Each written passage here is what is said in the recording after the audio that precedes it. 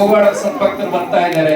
ಬೀಳೂರಿನವರು ಪ್ರಾರಂಭದಲ್ಲಿ ಅಲ್ಲಿಂದ ಪಾದಯಾತ್ರೆನ ಬರ್ತಕ್ಕಂತ ಟೈಮ್ನಲ್ಲಿ ಮತ್ತು ಬಸರಿಗೆಯವರು ಕೂಡ ವರ್ಷ ಮುಕ್ತಾಯ ಸಮಾರಂಭಕ್ಕೆ ಸ್ವಲ್ಪ ಜನ ಬರ್ತಾ ಇದ್ದಾರೆ. ಆದ್ರೆ ಈ ಸರಿ ನಿಮ್ಗೆ ಹೇಳಿದ್ರೆ ಆಶ್ಚರ್ಯ ಆಗತ್ತೆ, ಕನಿಷ್ಠ ಆದ್ರೂ ಕೂಡ 20 ಗಾಡಿಗಳು ಬಂದಿದಾವ. ಅಲ್ಲಿಂದ 20 ಟ್ರ್ಯಾಕ್ಸ್ ಗಾಡಿಗಳು ಬಂದಿದಾವ, ಕಾರ್ ಗಾಡಿಗಳು ಮತ್ತು ಟ್ರ್ಯಾಕ್ಸ್ ಎಲ್ಲ.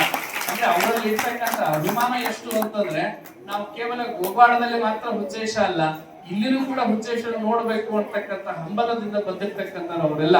ಮತ್ತು ಅದಕ್ಕಿಂತ ಮೊದಲು ಮನೆ ಸೋಮವಾರದಿಂದ ಅಲ್ಲಿಂದ 13 ಜನ ಪಾದಯಾತ್ರದ ಮುಖಾಂತರ ಇಲ್ಲಿ ಬಂದು ಅವರ ಸೇವೆಯನ್ನು ಸಲ್ಲಿಸಿರ್ತಕ್ಕಂಥದ್ದು.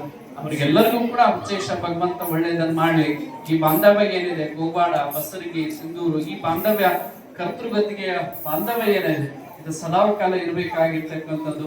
ಅಲ್ಲೆಲ್ಲ ಬಹಳ ದೊಡ್ಡ ದೊಡ್ಡ ಹಿರಿಯರು, ಸಾಮಾನ್ಯರಾಗಿರ್ತಕ್ಕಂಥವ್ರೇನಲ್ಲ, ಬಹಳ ದೊಡ್ಡ ದೊಡ್ಡ ಹಿರಿಯರು ಆ ಭಾಗ ಅವರೆಲ್ಲ ಸೇವೆ ಮಾಡೋದು ಹೆಂಗಂತಂದ್ರೆ, ಸಣ್ಣ ಹುಡುಗರಿಗಿಂತ ಅತ್ತಂತ ಸೇವೆ ಮಾಡ್ತಕ್ಕಂಥದ್ದು.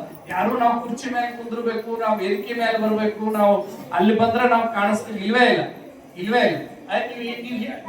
ನೀವ ಮಾಡಿರ್ತಾರೆ, ನೀವ ಹೇಳಿರ್ತಾರೆ, ನೀವು ಬರ್ರಿ ಅಂತಂದ್ರೆ ನಾವು ವೇದಿಕೆ ಮೇಲೆ ಬರಂಗಿಲ್ಲ, ನಿಮ್ಮ ಆಶೀರ್ವಾದ ಅಷ್ಟಿದ್ರೆ ಸಾಕು, ನಮ್ಮ ಹಣಿ ನಿಮ್ಮ ಪಾದ ಅಷ್ಟ ಸಾಕ್ರಿ ಅಂತಕ್ಕಂತ ಹೇಳ್ತಕ್ಕಂಥ ಬಹಳ ದೊಡ್ಡ ಮನಸ್ಸು ಗೋವಾಡದಲ್ಲಿ ಇರ್ತಕ್ಕಂಥ ಎಲ್ಲ ಹಿರಿಯರಿಗೆ ಇರ್ತಕ್ಕಂಥದ್ದು.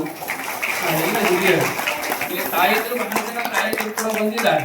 ತಾಯಂದ್ರು ಎಲ್ಲ ಕೂಡ ಕೋಟೆಕಳಿಗೆ ಹೋಗುವುದಂದ್ರೆ ಬಹಳ ಹುರುಪಿನಿಂದ ಅಲ್ಲಿನೂ ಕೂಡ 3-4 ಗಾಡಿಗಳಿಗೆ ತಾಯಂದ್ರೆಲ್ಲ ಬಂದಿದ್ದಾರೆ.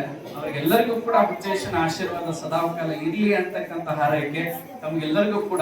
ಇವತ್ತು ನಾನು ನಿನ್ನೆ ಹೇಳಿದೆ, ಬೆಳಿಗ್ಗೆ ಹೇಳಿದೆ, ಮೊನ್ನೆ ನಿನ್ನೆ ಇವತ್ತು ತಿಂಗಳಾನಗಟ್ಟಲೆ ಕೇಳಿದವರಿಗೆ, ಬರದೇ ಇದ್ದವರಿಗೆ, ಅವ್ರಿಗೆಲ್ಲರಿಗೂ ಆ ಉದ್ದೇಶ ಸಕಲ ಆರೋಗ್ಯ ಸಂಪತ್ತನ್ನು ಕೊಟ್ಟು ಕಾಪಾಡಲಿ ಅಂತ ಹಾರೈಸಿ ವೇದಿಕೆ ಮೇಲೆ ಇರ್ತಕ್ಕಂಥ